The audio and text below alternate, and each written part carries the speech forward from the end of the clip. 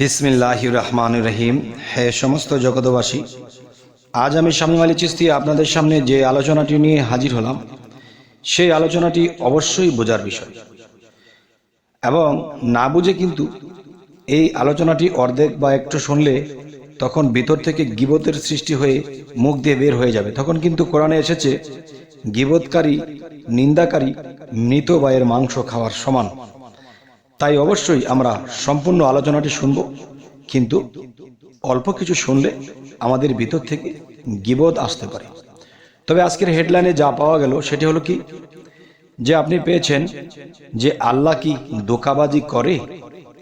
আল্লাহ কি ধোঁকাবাজ?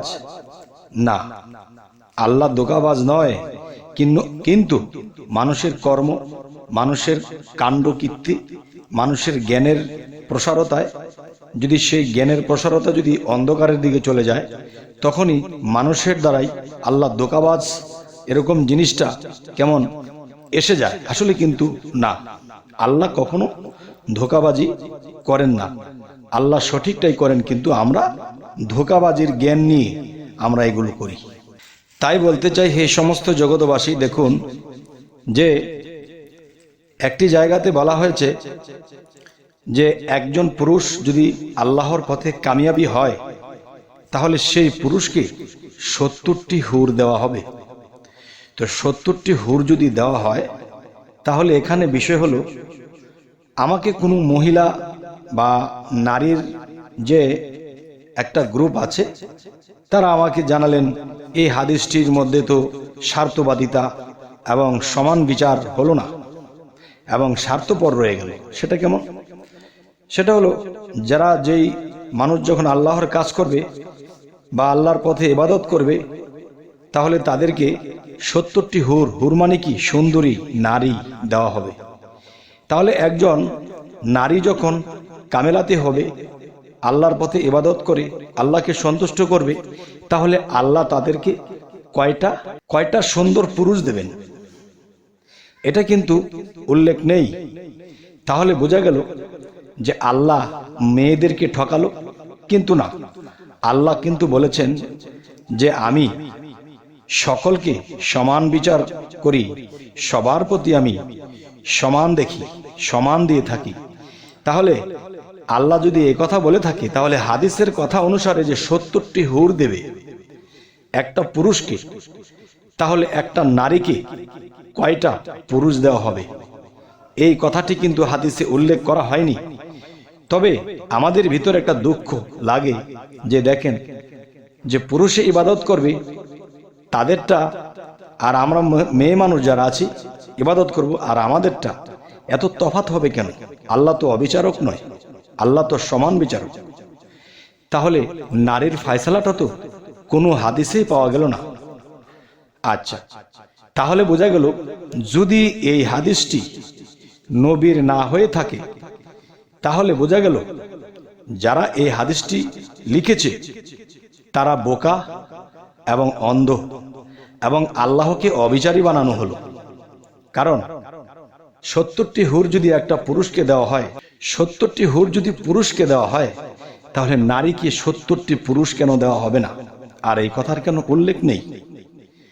আচ্ছা, এবার আসবো, আমাদের দেশে বা অন্য দেশে ছেলে হোক বা মেয়ে হোক, একটি সন্তান যথেষ্ট বা 2টি সন্তান যথেষ্ট, এই যে কথাটি বলা হয়েছে।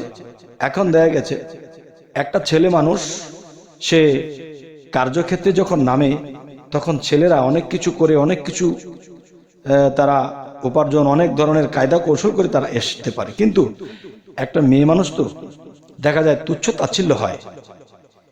তাহলে একটা মায়ের যদি 5টা 7টা সন্তান থাকে, তাহলে কিন্তু 5-6 জায়গা থেকে ইনকাম করবে, বাবা মা ভালো থাকবে। আসলে বিষয়টি কি এটা? বিষয়টি তো এটা নয়। আজকের মূলত বিষয়টি আমি যেটা বলতে চাচ্ছি, যারা ওই হাদিসগুলো লিখেছে, ওই হাদিসগুলো অনুসারে আল্লাহ ছোট হয়ে যায়, আল্লাহ ধোঁকাবাজ হয়ে যায়। তাহলে আল্লাহকে যারা ধোঁকাবাজ বানাচ্ছে এ ধরনের হাদিস লিখে, তারা কিন্তু জানে না যে তারা যে কত বড় ধোঁকাবাজের জায়গায় পড়ে গেল। এবার আসবো আরো একটি হাদিসের কথা, যে এমন একটা পাপ আছে, সেই পাপ কাজটি করলে একজন মানুষ সেই পাপের কারণে তিনি কিয়ামত পর্যন্ত দোজখের আগুনে জ্বলবে। এই যে কথাটি বলা হয়েছে, কিয়ামতের আগ পর্যন্ত সে দোজখের আগুনে জ্বলবে, সে একই পাপের জন্য। আচ্ছা, এবার আসবো, দেখা যায় কিয়ামত হইতে আর 1 মাস বা 2 মাস বাকি আছে, তখন কোনো ব্যক্তি ওই ধরনের একটা পাপ করেছে, তখন দেখা যায় তাকে সেই দোজখে নিক্ষেপ করা হয়েছে, তিনি কিয়ামত পর্যন্ত জ্বলবে, তাহলে সে 2 মাস জ্বলবে। আর যে 1 কোটি বছর আগে এই পাপটি করেছিল, সে 1 কোটি বছর যাবৎ এই আগুনে জ্বলতেই আছে। তার মানে একই পাপের জন্য কেউ কোটি কোটি বছর জ্বলতেছে, আবার কেউ কিয়ামতের 2 মাস আগে করেছে, সে মাত্র 2 মাস আগুনে জ্বলবে। তাহলে অপরাধ একটা, বিচার কিন্তু 2 রকম হয়ে গেল। আর এই ধরনের হাদিস কে লেখে? এই ধরনের হাদিস বিশ্বাস করলে আল্লাহ হয়ে যাবে আমাদের কাছে অবিচারক। এখন আপনারা কি বলেন? আমার যুক্তিতে কি আমি খারাপ বলেছি? একটা পাপ, সেই একই রকম পাপ করে কোটি কোটি বৎসর জ্বলবে আগুনে, আবার সেই একই পাপ সে কিয়ামতের 1-2 মাস আগে করেছে, সে 2 মাস জ্বলবে। এটা কি আল্লাহর বিচারে হয়? এটা কোনো সাধারণ মানুষও তো এ ধরনের বিচার করবে না। তার চেয়েও নিকৃষ্ট তারা, যারা এ ধরনের হাদিস বর্ণনা করেছেন এবং যারা এগুলা বিশ্বাস করতেছেন, তারাও ধোঁকাবাজির পথে রয়ে গেছেন। তবে হে সমস্ত জগতবাসী, জানি না আমার এই আলোচনা আপনাদের হয়তো ভালো লাগছে, কারো ভালো লাগছে না। তবে আজকের আলোচনার মূলে যে কথাটি বলা হয়েছে যে আল্লাহ ধোঁকাবাজ নয়, কিন্তু আল্লাহকে ধোঁকাবাজ বানানো হচ্ছে। আর কোরআন যদি আমরা পড়ি, কোরআনের মধ্যে আল্লাহ কোনো এরকম কথা বলেননি, 9-6 কথা বলেননি, স্ট্রেট কাট যা বলেছে তাই। আর আমার কথা হলো, হাদিস তো দেখা গেছে নবীর কালের যে হাদিস, সেগুলো তো অনেক হাদিস গুম করা হয়েছে। আবার কোরআনের আয়াতের মধ্যে অনেক আয়াতই খুঁজে পাওয়া যায় না। এগুলা কে করেছে, কারা করেছে? তাহলে কি বলবো আর।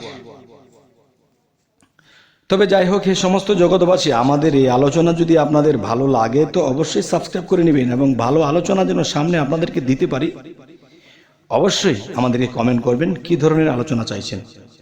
তো সকলেই ভালো থাকবেন। আল্লাহ হাফিজ।